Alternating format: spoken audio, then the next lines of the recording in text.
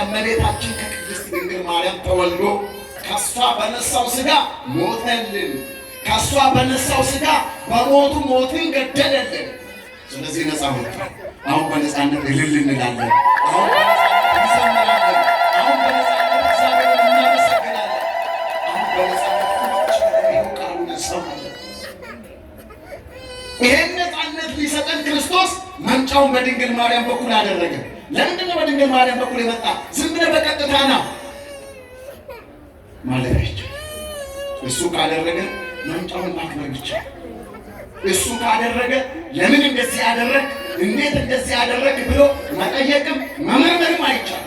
ካደረገ ያደረገው እሱ ፈጣሪ ነው። እሱ ሰማይና ምድርን የፈጠረ ነው። እሱ ሰማይ ዙፋኔ ነው፣ ምድር እግሬ መረገጫ ነው። እግዚአብሔር ጋር ነው ሁሉም አለ። ሰማይ ምድርም ሊሸከሙት አይችሉም። ሰማይ ምድርም ሊሸከሙት የማይችሉትን ጌታ እመቤታችን ቅድስት ድንግል ማርያም በማኅፀኗ ተሸከመችው። ይሄ የማን ስራ ነው? ይሄ የማን ስራ ነው? ይሄንን የእግዚአብሔርን ስራ ለአሕዛብ መስክሩ። ይህ እግዚአብሔር ስራ ነው። እንዴት ነው አንድ ትንሽ ገሊላዊት ከድሃ ቤተሰብ የተወለደች እመቤታችን ቅድስት ድንግል ማርያም እንዴት ቻለችው? ከጎንሽ በቀኝ ነውን? ከጎንሽ በግራ ነውን? እያለ ሊቁ ይጨነቃል። አባ ሕርያቆስ በቅዳሴው ላይ ማለት ነው። ቅዳሴው በደንብ እያዳመጣችሁት ከሆነ እንደምን ቻልሽ? እሳት ነው እሱ። እሳት እኮ ነው በማይጸኑ። እናንተ እኮ የምትጸጡት እኮ ሰው ነው። ዝም ብሎ እንደናንተ ያለ ሰው ነው። በቃ አለቀ። ድንግል ማርያም የጸነሰችው እኮ እሳት መለኮት ከስጋዋ ስጋን ነስቶ የተዋሃደ እሳት ነው በማኅፀኗ ያለ። ይህን የተሸከመችው እሷ ፍጡር ናት። ፈጣሪዋ በማኅፀኗ ሲያድር አይገርማችሁ? ከአይምሮ በላይ እኮ ነው። ይሄ ማን ስራ ነው? ይሄ ማን ስራ ነው? ወንግርጎሙ ለአሕዛብ ምግባሩ፣ ስራው ለአሕዛብ ነው። በአጭሩ ይሄ ስራ የእግዚአብሔር ነውና እግዚአብሔርን አመስግኑ በሚል ርዕስ ነው የተነሳ ነው። እንግዲህ ዛሬ የእመቤታችን የቅድስት ድንግል ማርያም ልደቷ ነው ስንል በልደቷ ውስጥ ጠቅላላ የእኛ ታሪክ እዛ ውስጥ አለ። ይገርማቸው፣ የእኛ ታሪክ በእሷ ውስጥ አለ። አንድ ስልክ አንድ ሰው ጠፍቶበት አይቼ በጣም እሪ ብሎ አለቀሰ። ወንድ ነው፣ ትልቅ ሰው ነው። ተንከባለለ መሬት ላይ።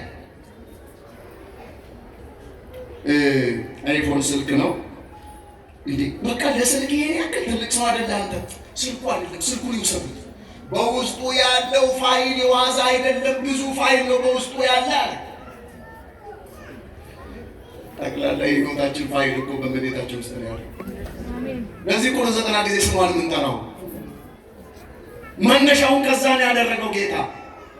እንዲሁ ቀጥታ እኮ ዳኑ ቢል እኮ ይችል ነበረ። ለምን በእሷ በኩል መጣ? እሱን አናውቅም። እጹብ እጹብ እያልን ከማርደግ ውጭ እንዴት ብለንም አንጠይቅም። አደረገው እግዚአብሔር። አዎ ድንግል ማርያም የተፈጠረች ናት። ፈጣሪዋ ራሱ ክርስቶስ ነው። ከእሷ የተወለደው የእሷ ፈጣሪ ነው፣ የእኛም ፈጣሪ ነው። የወለደችውን ልጇን ታመልካለች፣ ፈጣሪዋ ነውና።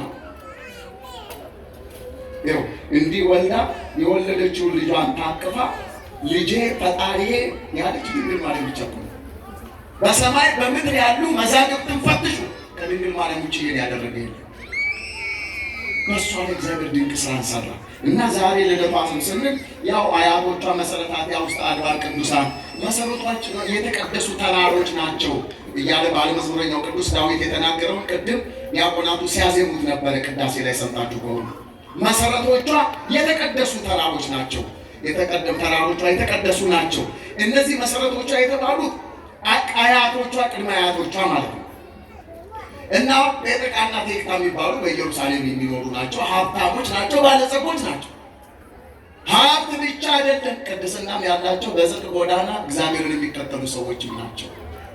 ሀብታሞች፣ ባለጸጎች፣ ሀብት ንብረት እግዚአብሔር ያበዛላችሁ፣ የገዛ ሀብታችሁ የገዛ ንብረታችሁ አንገታችሁን አንቆ ከእግዚአብሔር ቤት የለያችሁ፣ የገዛ ንብረታችሁ ጣዖት የሆነባችሁ፣ የገዛ ንብረታችሁ ቤተክርስቲያን መጣችሁ እንዳታስቀድሱ እንቅፋት የሆነባችሁ ስሙ። እነዚህ ሰዎች ሀብት አላቸው፣ ንብረት አላቸው። ሀብታቸው ንብረታቸው ለቅድስና መጓዝን አልከለከላቸው። ሀብታቸው ንብረታቸው